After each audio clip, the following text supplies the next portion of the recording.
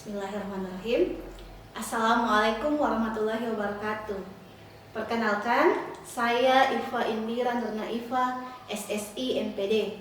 Saya adalah salah satu dosen program studi pendidikan fisika di STKIP Darud Da'wah Wal Irsyad Pindrang.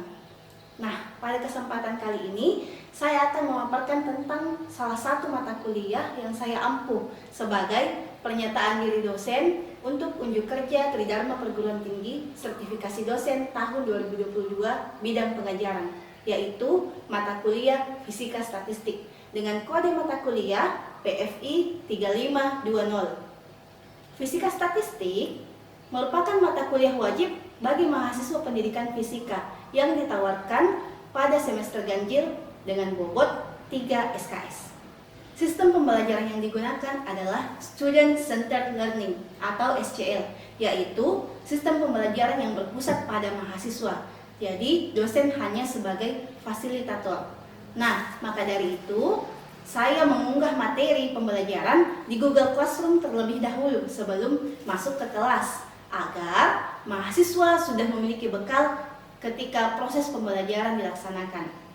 Metode pembelajaran yang digunakan adalah direct instruction atau pembelajaran langsung dengan pendekatan ceramah, tanya jawab, dan diskusi. Fisika statistik adalah kajian teoretik mengenai sistem yang terdiri dari partikel atau molekul yang banyak menggunakan mekanika dan statistik. Nah, kompetensi utama yang diharapkan adalah mahasiswa dapat menggunakan konsep fisika statistik ini dalam menganalisis sifat-sifat bahan, baik gas maupun padat. Materi diawali dengan peninjauan ulang atau review tentang termodinamika dan latar belakang fisika statistik. Kemudian dilanjutkan dengan konsep-konsep statistik, teori kinetik gas, distribusi kecepatan dan laju, statistik Maxwell-Boltzmann, Bose-Einstein, dan Fermi-Dirac. Dan ada beberapa topik pilihan. Capaian pembelajaran mata kuliah pada fisika statistik ini ada dua. Yang pertama adalah mahasiswa mampu membangun konsep statistik Maxwell-Boltzmann, Bose-Einstein, dan Fermi-Dirac. Yang kedua, mahasiswa mampu memformulasikan penyelesaian masalah prosedural terkait penerapan konsep statistik Maxwell-Boltzmann, Bose-Einstein, dan Fermi-Dirac pada beberapa fenomena sistem fisis.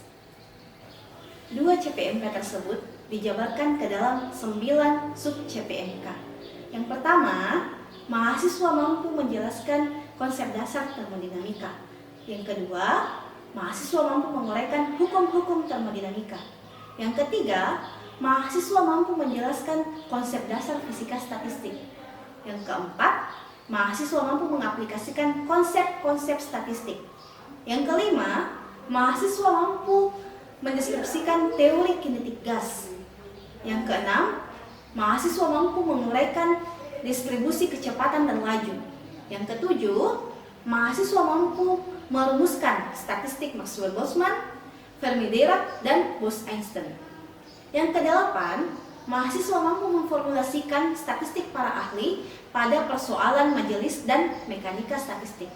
Dan yang terakhir adalah mahasiswa mampu memformulasikan statistik para ahli pada perubahan fase dan fenomena kritis. Adapun materi yang akan dibahas pada mata kuliah ini adalah konsep dasar termodinamika, hukum-hukum termodinamika, konsep dasar fisika statistik, konsep-konsep statistik, teori kinetik gas, distribusi kecepatan dan laju, statistik Maxwell-Boltzmann, Fermi-Dirac, dan Bose-Einstein, majelis dalam mekanika statistik, dan perubahan fase dan fenomena kritis.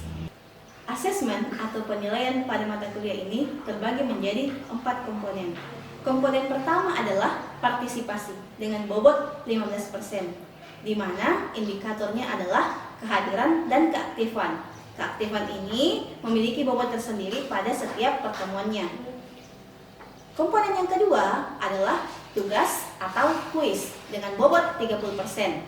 Indikator pada tugas dan kuis ada 3. Yang pertama adalah ketepatan waktu, yang kedua kelengkapan, dan yang ketiga adalah ketepatan jawaban. Komponen berikutnya adalah ujian tengah semester dengan bobot 25%. Ujian tengah semester ini berupa ujian tes tertulis yang dilaksanakan pada pertemuan ke-8. Komponen terakhir adalah ujian akhir semester dengan bobot 30%. Komponen ujian akhir semester ini serupa dengan ujian tengah semester yang dilaksanakan pada akhir semester. Demikian video perkenalan diri saya untuk PDD UKT-PT Sergosmart tahun 2022. Berikutnya akan saya tampilkan salah satu video mengajar saya di kelas pada pertemuan ketiga. Selamat menyaksikan. Terima kasih atas perhatiannya.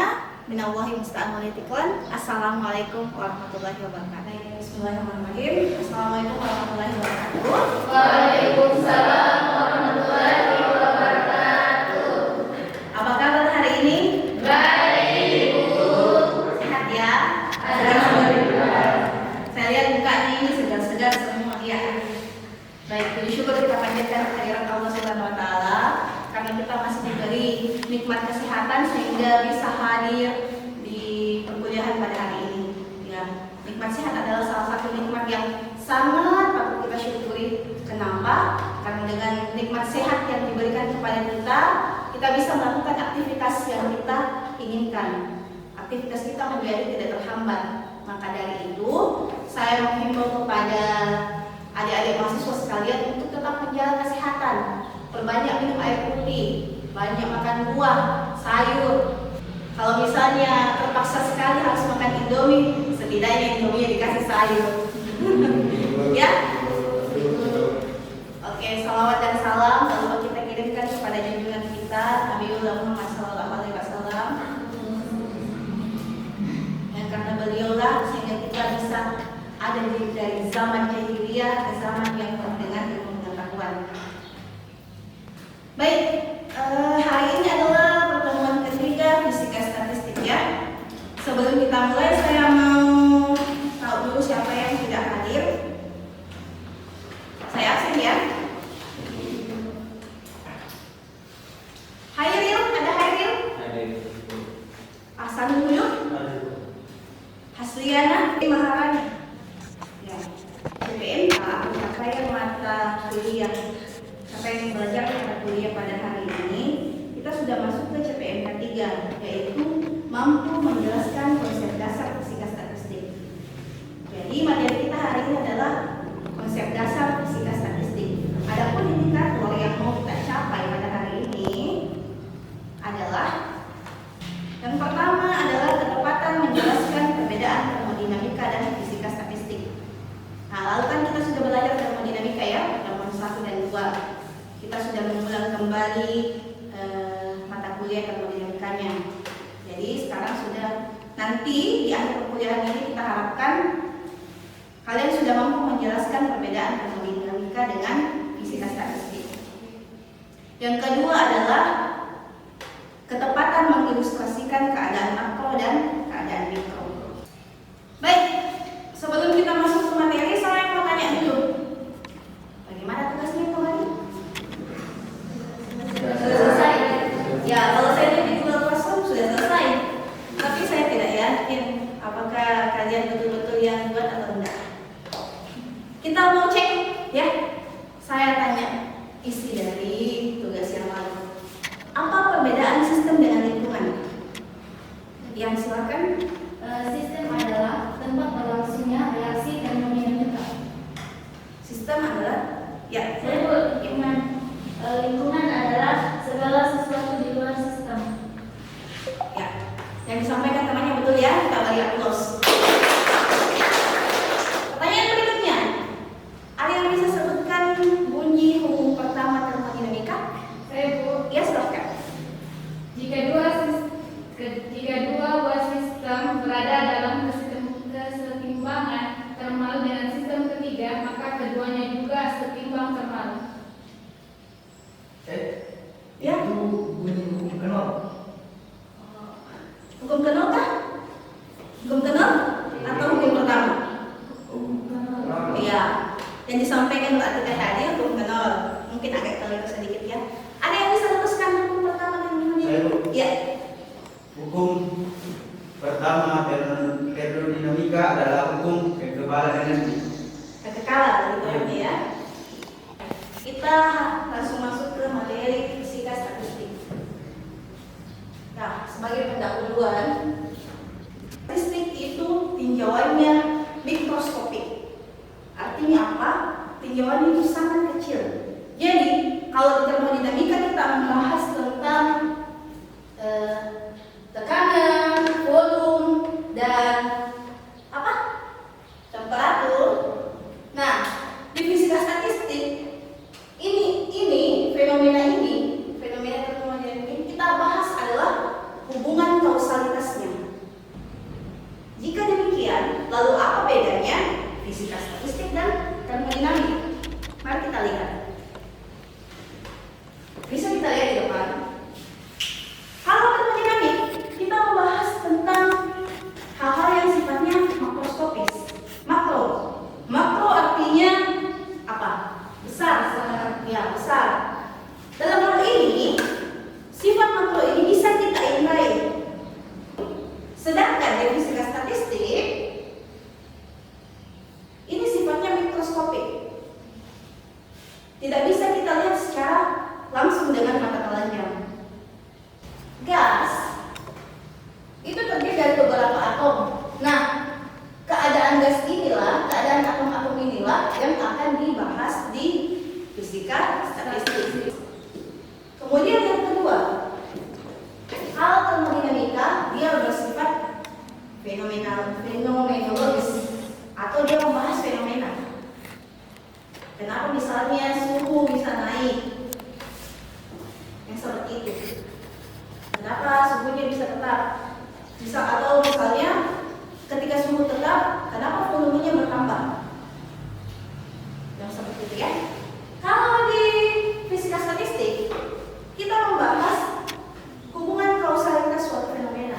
Jadi yang tadi dibahas pada termodinamika, pada saat suhu tetap, volume dan tekanan berubah.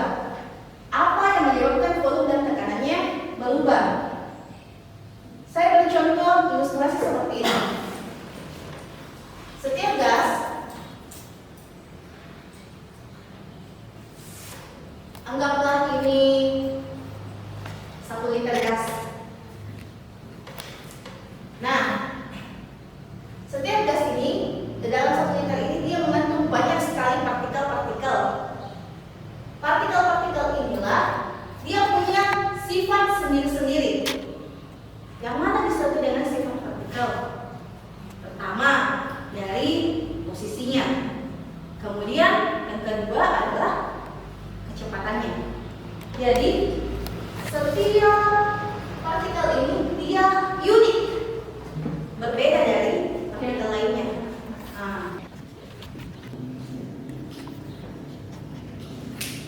Nah, ini kita bahas keadaan makro dan mikro ya. Kalau di dalam fisika statistik yang dimaksud makro adalah kumpulan suatu keadaan dari keadaan kecil-kecil. Ilustrasinya kayak gini. Misalnya kelas ini.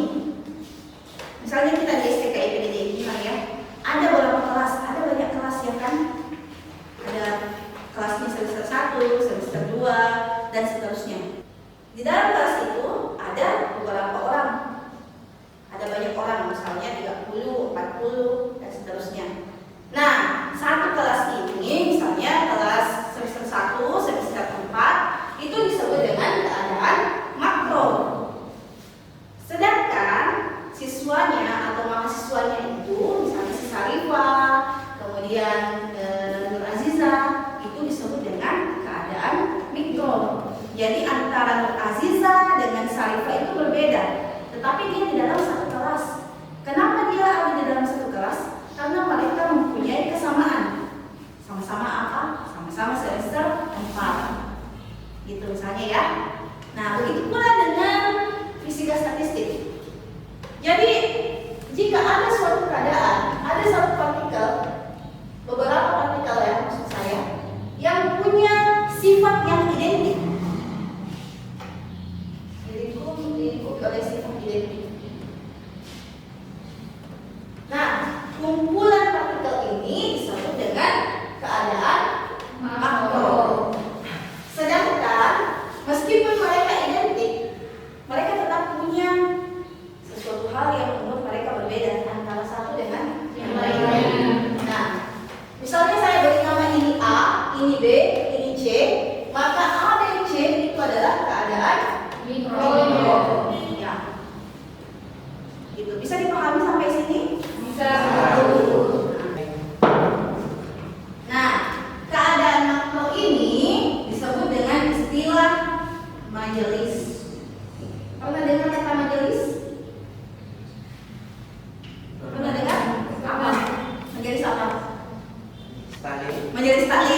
lagi? Majelis Permusyawaratan Rakyat. Ya, Majelis Permusyawaratan Rakyat. Jadi kalau misalnya kita simpulkan, majelis itu adalah perkumpulan, betul. Nah, di sini majelis ini diberi nama dengan istilah ensemble.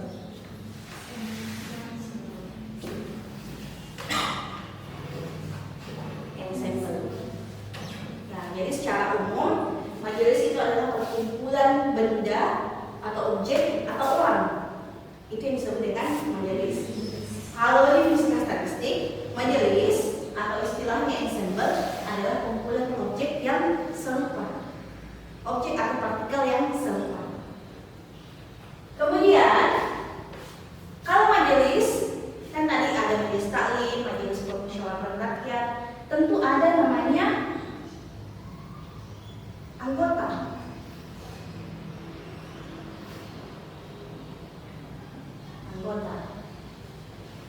Anggota ini disebut dengan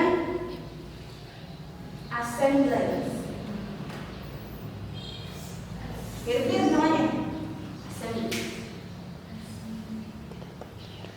Ya, jadi anggotanya disebut assembly, majelisnya disebut dengan ensemble.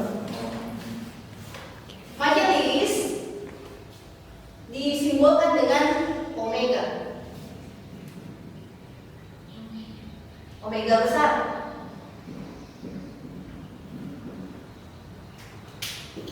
Kemudian anggotanya omega juga, tapi omega kecil.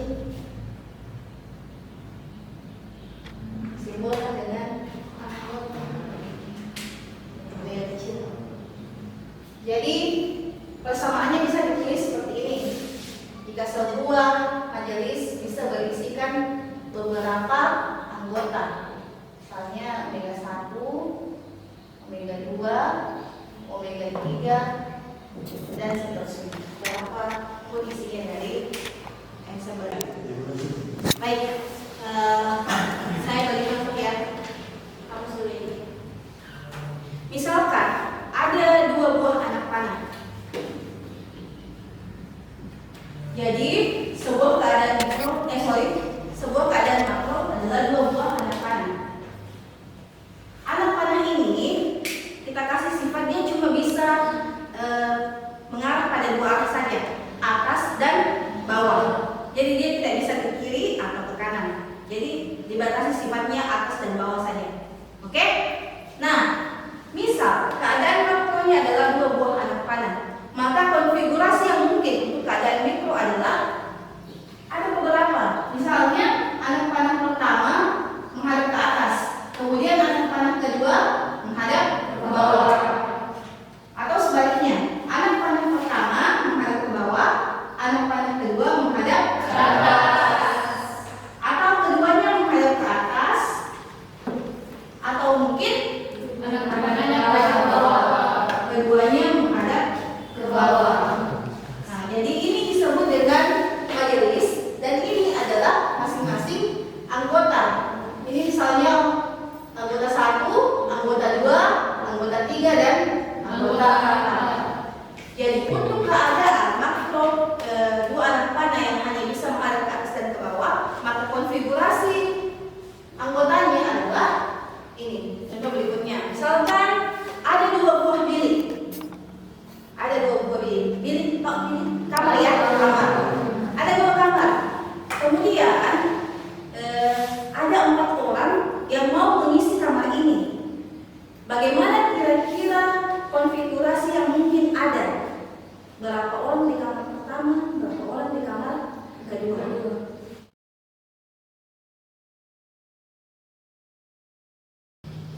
Dua buah bilik akan ditempati oleh 4 orang, sama kayak ini tadi. Jadi mungkin saja di bilik pertama ada 4 orang, di bilik kedua berarti berapa orang? Tidak ada. Tidak ada ya. Nah, keadaan 4 orang di bilik pertama dan tidak ada orang di bilik kedua, ini disebut dengan keadaan makro.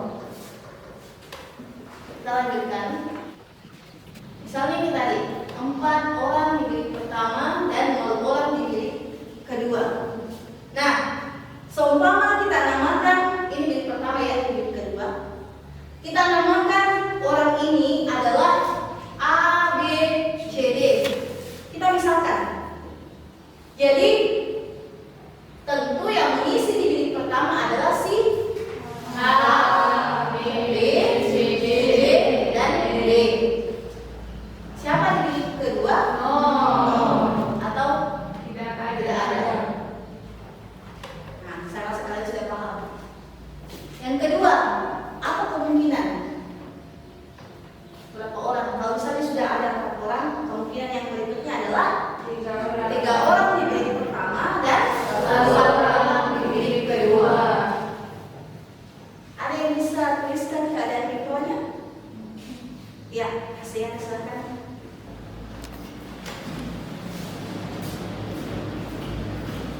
Bisa dilihat hasil kerjanya, namanya siapa namanya tadi? Dewi. Ya. Bisa lihat, ada yang sepaham? Ada yang berbeda paham? Sama ya.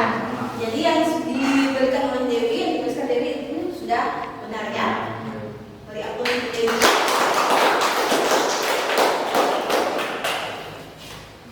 Jadi di bilik pertama mungkin saja ada si A dan B, kemudian bilik kedua ada C dan D. Konfigurasi berikutnya ada BC di bilik pertama, ada AD di bilik kedua, dan seterusnya. Saya rasa kalian sudah tahu. Kemudian keadaan makro yang ketiga, yang keempat setelah ini adalah 1 orang di bilik pertama dan 3 orang di bilik kedua. Masih ada keadaan makro yang mungkin? Masih, yaitu 0 di bilik pertama dan 4 di bilik kedua. Ya. Saya anggap kalian sudah paham ya, jadi bisa dilanjutkan sendiri. Oke? Kita lanjut ke materi berikutnya. Baik, jika tidak ada pertanyaan, untuk mengecek pemahaman kalian, ini ada latihan. Jadi ada 2 nomor, sedangkan kalian kerjakan. Saya beri waktu 5 sampai 10 menit untuk mengerjakan ini masing-masing. Setelah 10 menit kemudian kita akan bahas bersama. Sudah selesai? Waktunya sudah habis nih. Sudah ya. Kalau begitu kita akan bahas 2 saja. 2 saja dari kalian. Nanti saya akan pilih dari sisi kiri dan sisi kanan. Mungkin supaya bagusnya saling berhadapan. Jadi yang di gambar sini menghadap ke sini, miring sedikit ke arah sini. Kemudian yang sebelah sini.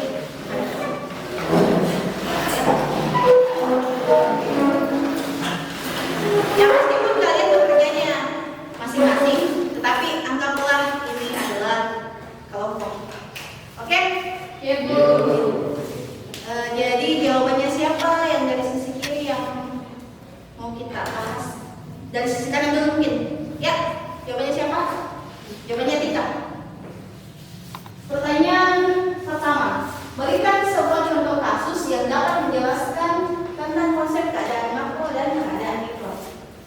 Baiklah, saya akan menjawab pertanyaan dari soal di atas, di mana umpamanya di meja makan terdapat beberapa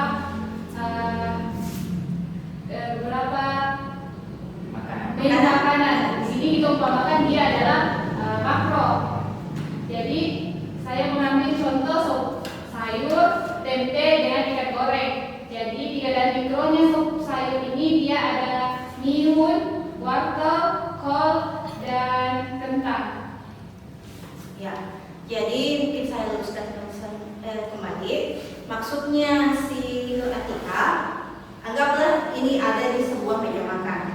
Di meja makan itu ada beberapa menu yang tersedia. Ada sayur sop, apa tadi? Tempe goreng, sama ikan goreng. Jadi masing-masing piring dan tempe goreng, sayur sop dan ikan goreng itu disebut dengan makro. Keadaan makro.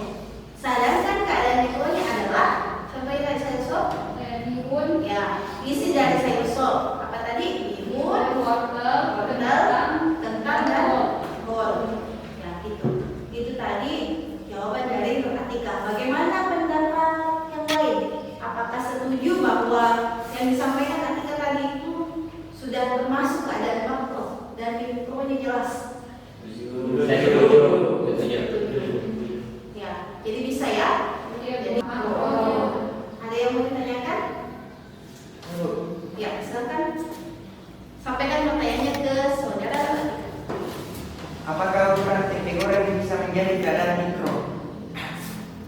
Ada yang bisa jawab? Ya bisa, karena setiap potongan tempe punya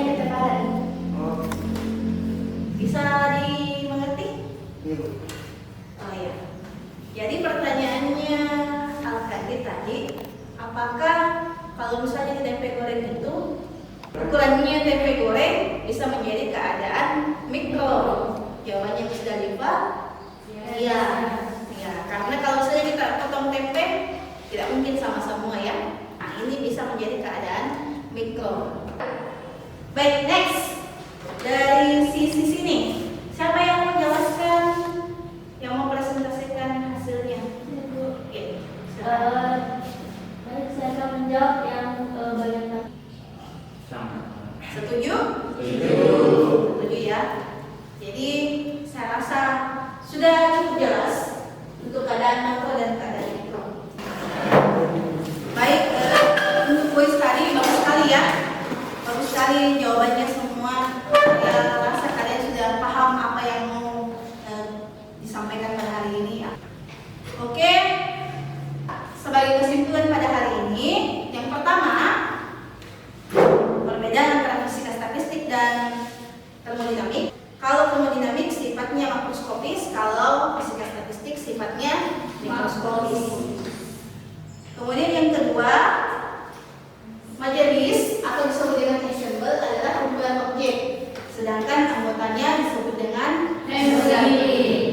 Kemudian sebagai oleh-oleh untuk kalian belajar di rumah, teman-teman dating, silakan kalian cek di Google Classroom nanti. Akan saya upload setelah pelajaran ini selesai. Saya upload tugasnya, kalian selesaikan dan bawa pekan depan.